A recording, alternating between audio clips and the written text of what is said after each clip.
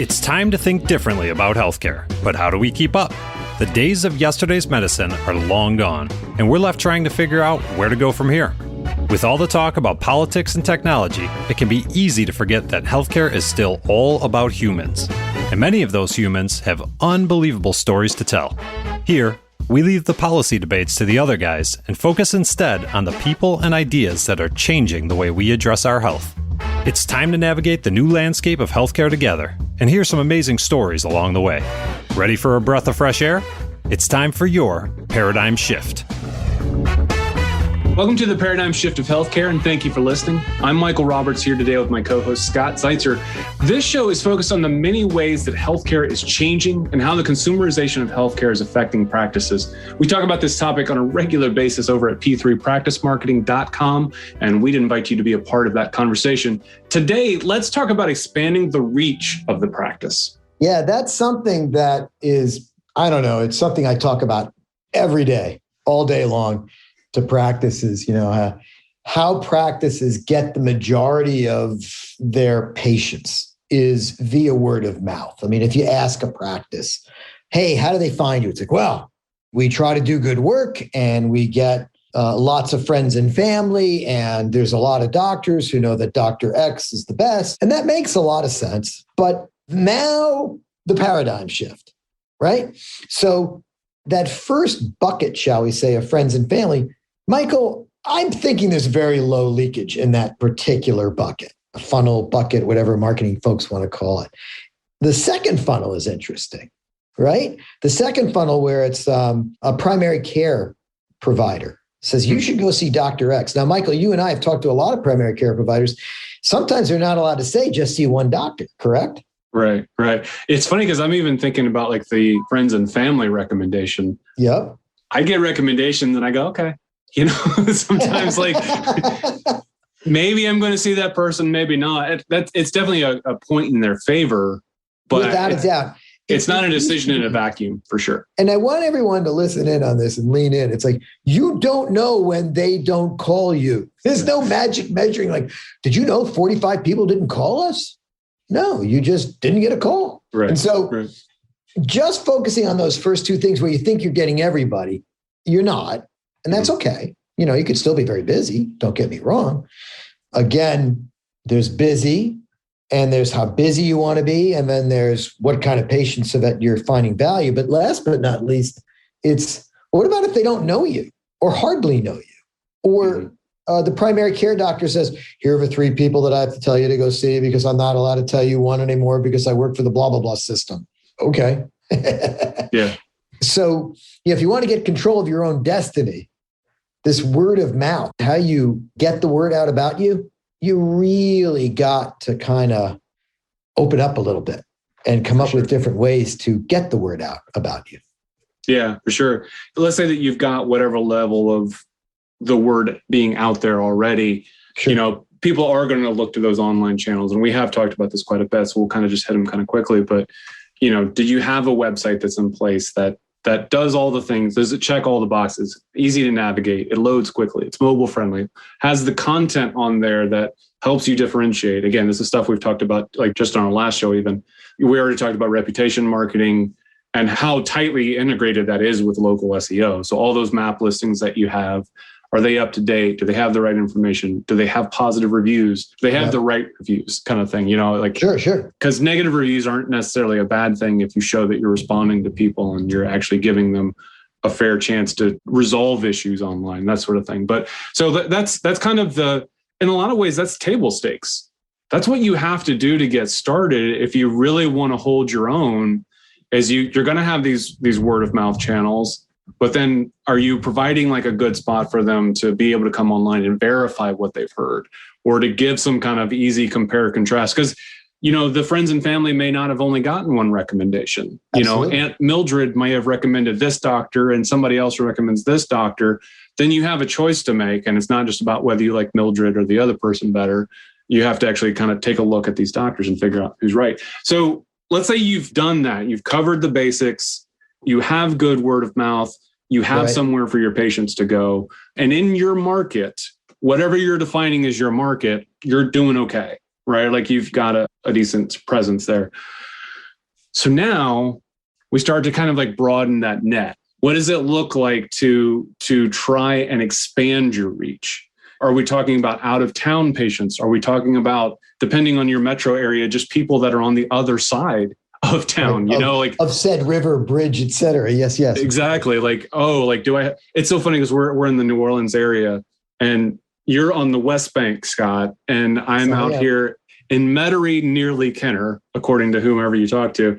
And when I talk to my wife about going to the West Bank, it's like a safari, right? It's like, well, I mean, if you want to be in the car all day, and if that's the way that you want to handle it, to get all the way over there. And the New Orleans metropolitan area isn't that large. I mean, it's like 20 minutes. In rush hour, it's an hour to get to the West Bank. I grew up in New York City. It's the same conversation about going borough to borough. Like, whoa, you want to go all the way over there? Okay. No way. No way. It's a critical point, though, because no matter what you have to overcome from a geographic perspective, whether it's a localized area of going over a bridge or whether it's really just hours of driving, there are areas of our country where it's quite rural. You better have a good reason to go. And, we've talked about this in the past about if you do want to expand your reach and you do want people to come and visit you, whether it's a local visit or a faraway visit, put some information on your website about how to make that easier, right? On the medical tourism page. But what I'm always fascinated by is like somebody will take the time to build whatever that page is, but they really won't put any information about how expert they really are. Yeah. And I get it, man. I know where to stay at the hotel, but why am I coming? Let's definitely dig into that in a little bit later on, because I want to kind of like walk through this process a little bit, Makes sense. Let's say that you are expert at whatever procedure or whatever thing that you feel like patients should come across the city or even into another state or whatever it may be. The tactic that you use to get in front of that patient, the patient that's not geographically tied to your area, is going to change. The things that we just talked about aren't enough at this point, because now we're having to say, like, the way that Google is going to provide answers to people is going to have a lot to do with proximity.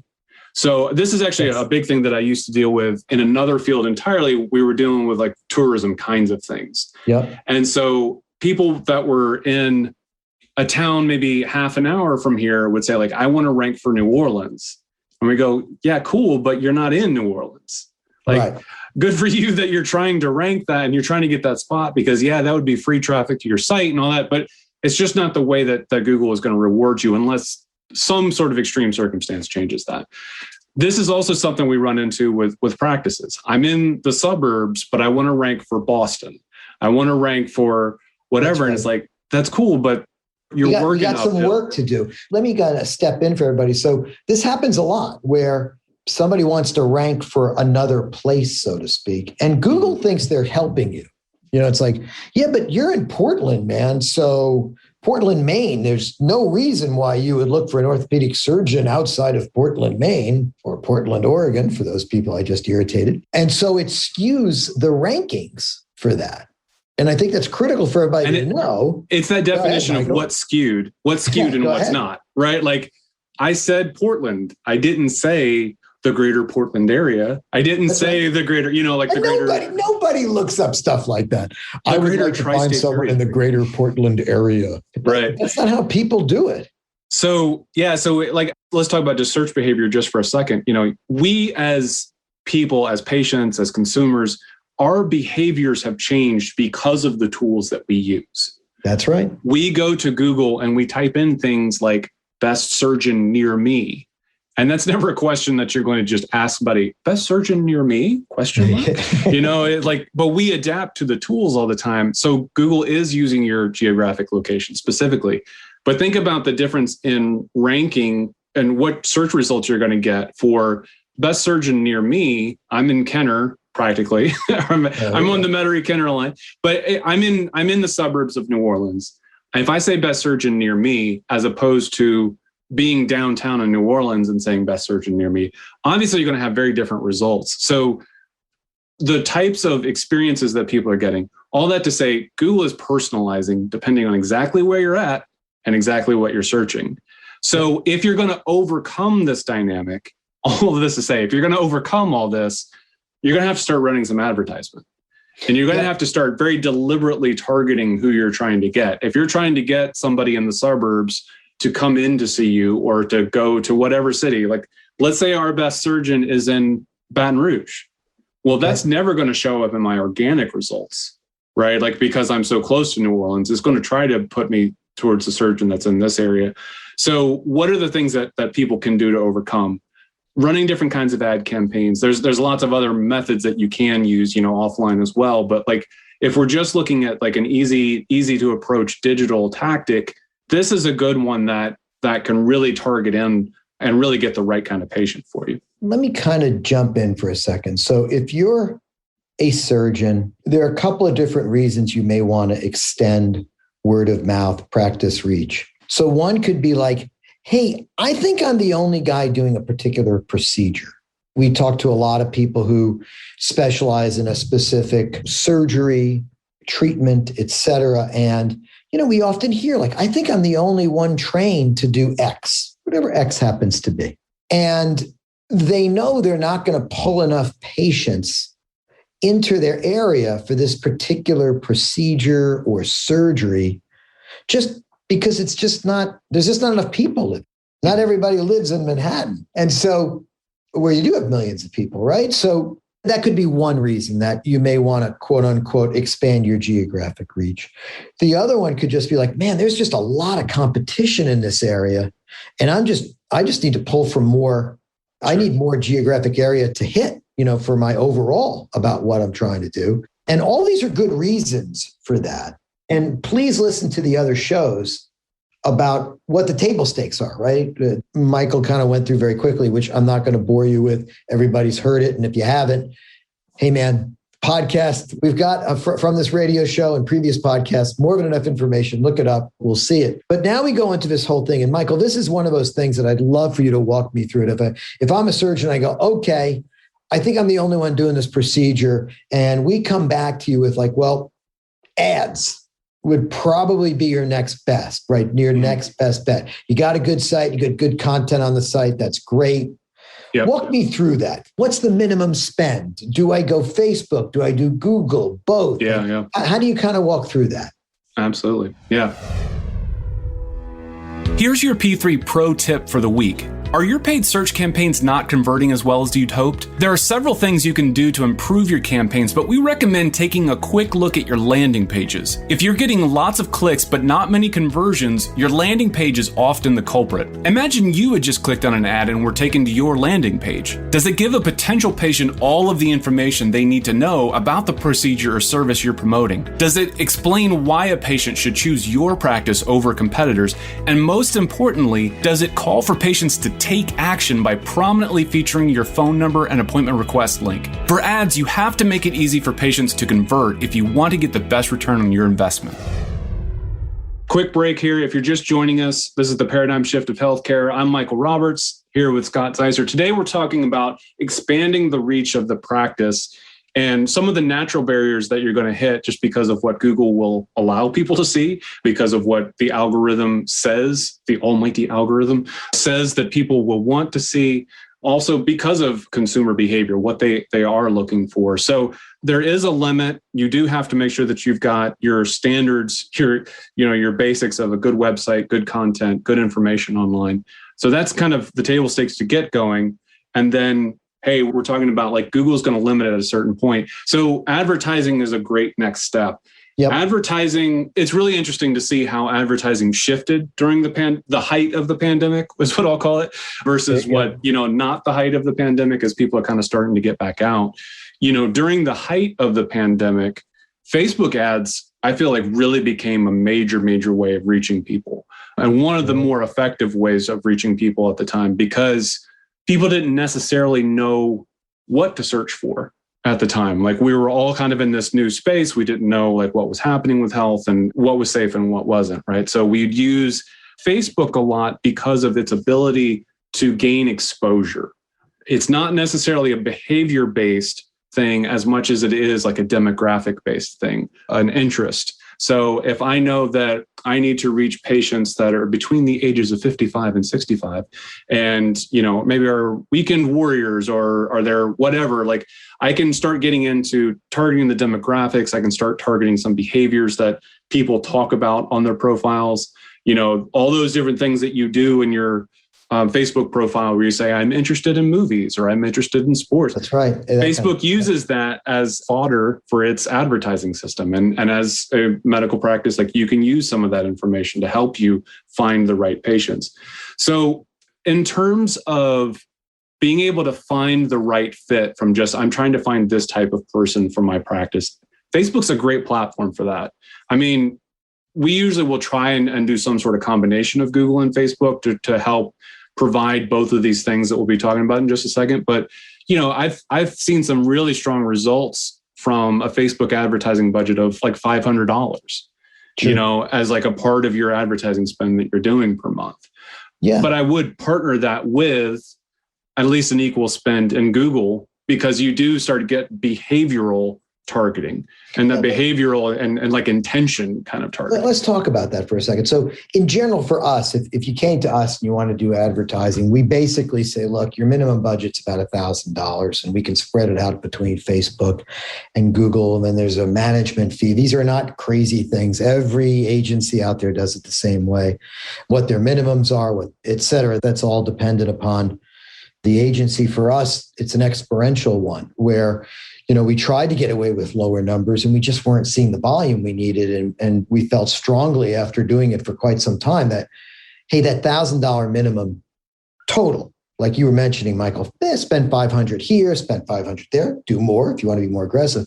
But the thing I love about online ads is that, man, you can really get a good idea from a return on investment perspective. Both Google and Facebook give you lots of tools to take a look at who's looking at the ads and what they're doing after they've looked at the ad. And it really does empower an agency to make some good decisions about how to tweak that. And I wanted it before we okay, so now I got about $1,000, maybe more depending on how aggressive I am. The other thing that I tell a lot of people, Michael, is that, hey, it takes a little while to get it right.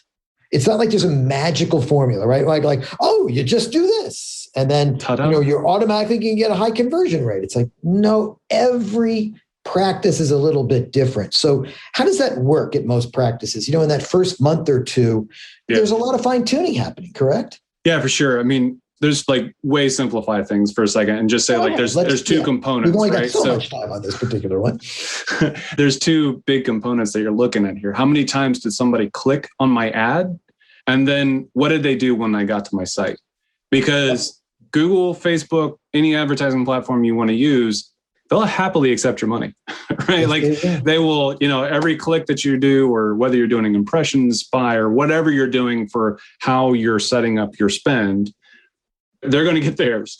And when used correctly, these tools are dramatically helpful. So I'm not trying to disparage the platforms too much. A little bit, but not too much. Little bit. But so you get that initial click and then they get to your site, they get to your experience. Is that patient, is that consumer the right fit for the ad that they just clicked on? That's right. So I'm interested in getting this procedure done. I get to your site and I go, whoa, nope, not here. Right? Like we've all been to that website where we land and we go, oh, no. I'm backing up as quickly as I can. And I'm going back to look at the competitors at that point. So let's speak specifically about the expanding your reach target, right? Like sure. that idea, we kind of mentioned this idea very quickly about medical tourism and making sure that we're providing enough expertise as to how and why you would travel that far, right? So like if I'm targeting somebody that's 2 or 3 hours away to come to my practice, I better have a darn good reason why they're going to make that drive. There's got to be some good content on that site. I always go back to people because we get this a lot, Michael. I'll get a phone call from a practice. I'll be looking at their website. We'll both agree that the website is very thin on content, maybe a little bit old in the tooth, but they want to start their advertising campaign immediately. And I can't tell you how much business I've, honestly just walked away from saying, I'm not going to help you. Because you're going to pay Google and or Facebook a lot of money to come to a site where there's no explanation as to why they should pick up the phone. Right. So I do want to reiterate, like, if you're spending money with Google and or Facebook, Michael is correct. Google and Facebook will take your money with ease, but give the potential customer, in this case, a patient, a reason. Like they clicked on you for a particular reason, like, hey, I'm interested. Now you got to actually close the deal, right? There has to be information on there to make them want to, and this is a big part too, fill out a form. Pick up the phone. If you don't have an appointment request form or a contact us form or some way to interact with the patient online, and I don't mean just a phone call, that's a problem. Right. Not everybody wants to pick up the phone yet. It's 2:00 in the morning and my shoulder hurts. Right. And again, these are table stakes. Like this is the minimum. Like you have to have this up, right? Because totally not everybody is ready for the table stakes. We have to bring that back up. So you got to get that foundation right.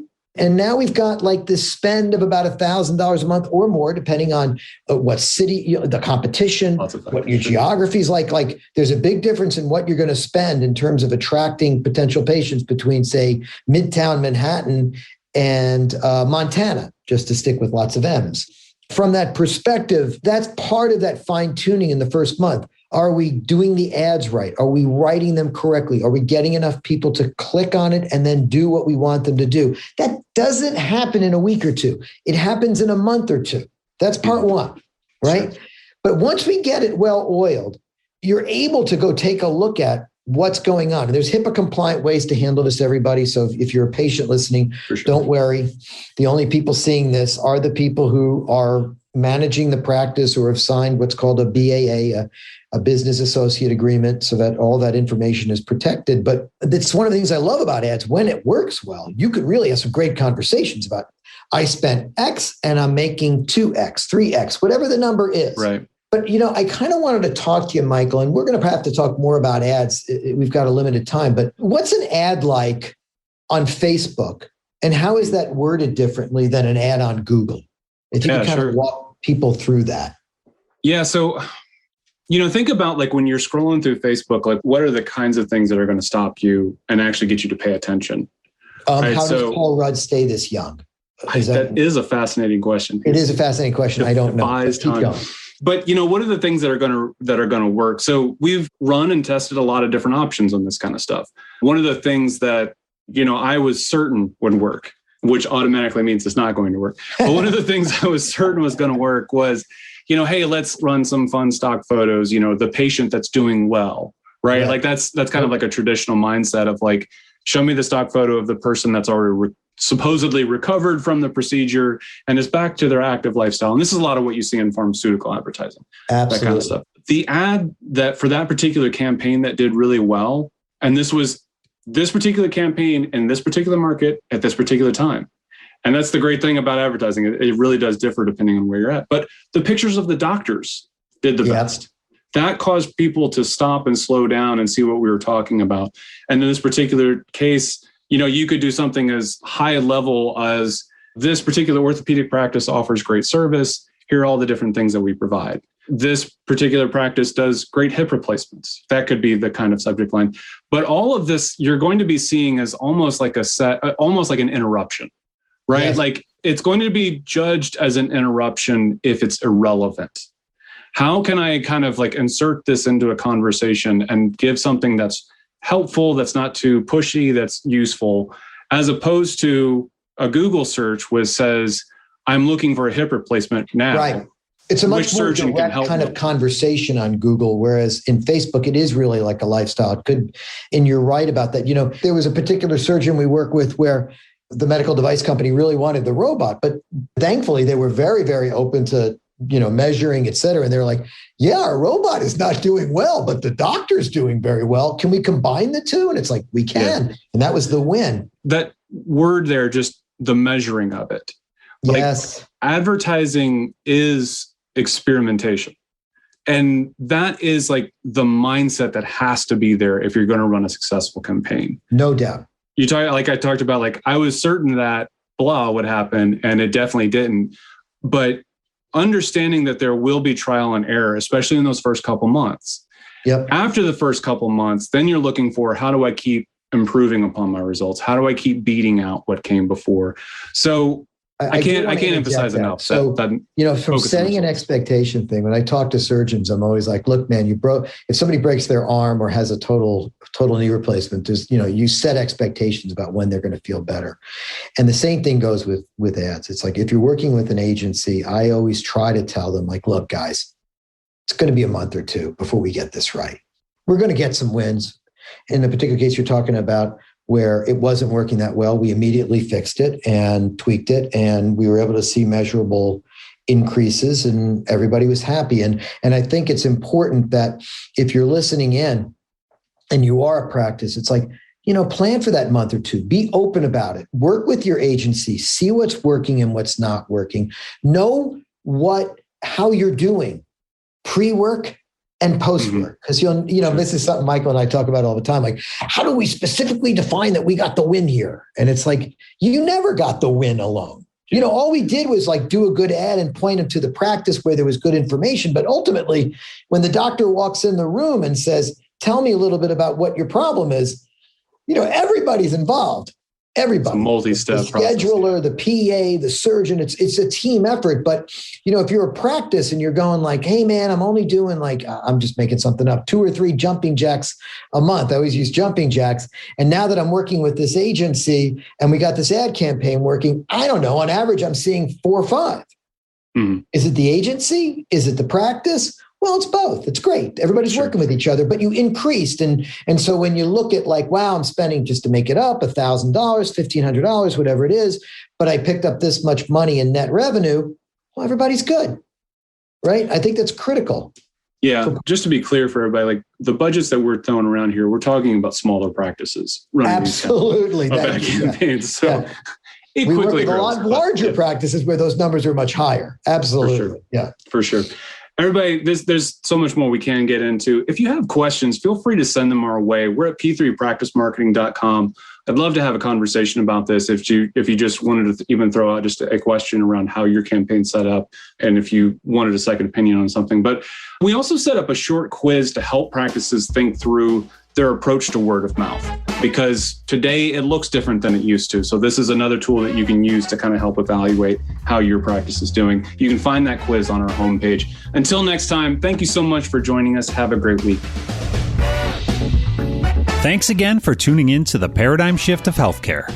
This program is brought to you by Health Connective, custom marketing solutions for medtech and pharma. Subscribe on Apple Podcasts, Google Play, or anywhere you listen to podcasts.